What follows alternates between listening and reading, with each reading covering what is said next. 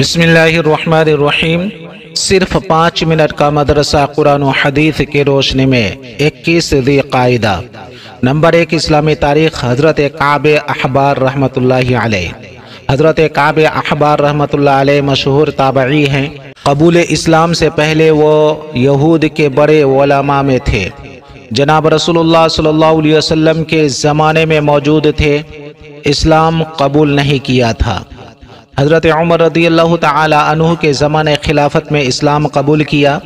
حضرت عباس رضی اللہ تعالی عنہ نے ان کے اسلام لانے کا سبب پوچھا تو آپ نے فرمایا، میرے والد نے مجھ کو تورات سے ایک تحریر لکھ کر دی تھی اور ہدایت کر دی تھی کہ اس پر عمل کرنا، اور اپنی تمام مذہبی کتابوں پر مہر لگا کر مجھ سے قسم لی تھی کہ اس مہر کو کبھی نہ توڑنا۔ لہذا میں اپنے والد کی نصیحت کے مطابق عمل کرتا رہا، مگر جب اسلام کا غلبہ ہوا تو میرے دل میں یہ خیال آیا کہ میرے والد نے مجھ سے کچھ چھپایا ہے، مجھے ان کتابوں کو کھول کر دیکھنا چاہیے۔ چنانچہ میں نے مہر توڑ کر کتابیں پڑھیں تو ان میں محمد صلی اللہ علیہ وسلم اور ان کی امت کے اوصاف نظر آئے۔ اس وقت مجھ پر اصل حقیقت واضح ہوئی اور میں مسلمان ہو گیا۔ نمبر 2، اللہ کی قدرت۔ پانی کا انتظام کرنا۔ پانی اللہ تعالی کی بہت بڑی نعمت ہے۔ اس نے ہر ایک چیز کو پانی کے ذریعہ زندگی عطا فرمائی ہے۔ وہ آسمان سے پانی برساتا ہے اور تمام جانداروں اور پیڑ پودوں کو سیراب کر دیتا ہے، اور ضرورت سے زائد پانی کو ندی اور نالوں کے ذریعہ بڑی بڑی جھیلوں میں جمع کر دیتا ہے۔ پھر لوگ اپنی ضرورت کے مطابق اس کو استعمال کر لیتے ہیں، اور کبھی برف کی شکل میں اونچے اونچے پہاڑوں پر پانی کو محفوظ یعنی اسٹور کر دیتا ہے۔ اگر پانی کا یہ غیبی نظام ختم ہو جائے تو روئے زمین سے زندگی کا نام و نشان مٹ جائے۔ مختلف طریقوں سے پانی کا انتظام کرنا اللہ تعالی کی عظیم قدرت ہے۔ نمبر 3، ایک فرد کے بارے میں باوضو طواف کرنا۔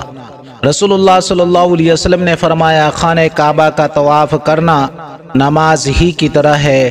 جس طرح نماز کے لیے وضو ضروری ہے، اسی طرح طواف کے لیے بھی وضو ضروری ہے۔ ترمذی شریف۔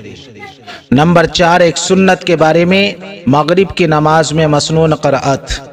حضرت ام الفضل رضی اللہ تعالی عنہ بیان کرتی ہیں کہ رسول اللہ صلی اللہ علیہ وسلم مغرب کی نماز میں والمرسلات عرفا پڑھا کرتے تھے۔ ابو داؤد۔ نمبر 5، ایک اہم عمل کی فضیلت، وضو کے بعد کلمہ شہادت پڑھنا۔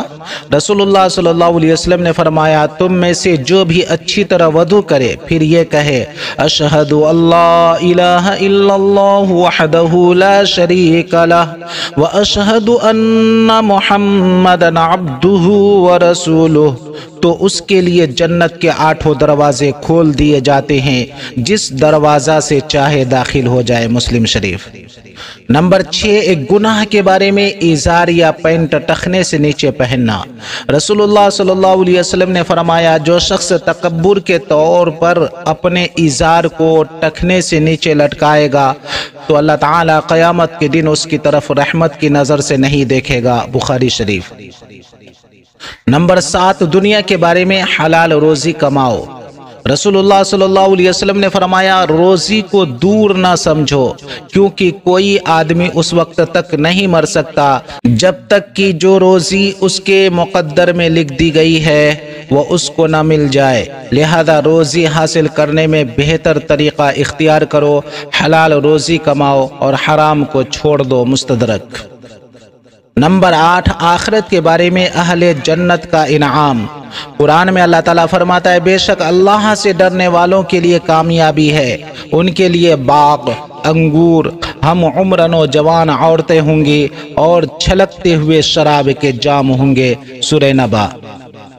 نمبر 9، طب نبوی سے علاج، صدقہ سے علاج۔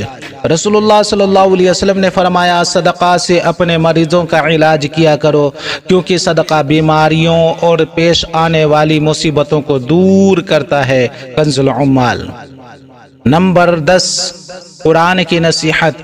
قرآن میں اللہ تعالیٰ فرماتا ہے تم اپنے رب کی طرف متوجہ ہو جاؤ اور گناہوں سے توبہ کر لو، اس کی فرما برداری اور اس کا حکم مانو، اس سے پہلے کہ تمہارے گناہوں کا وبال تمہیں آ پکڑے اور پھر کوئی تمہاری مدد نہ کر سکے۔ سورہ زمر۔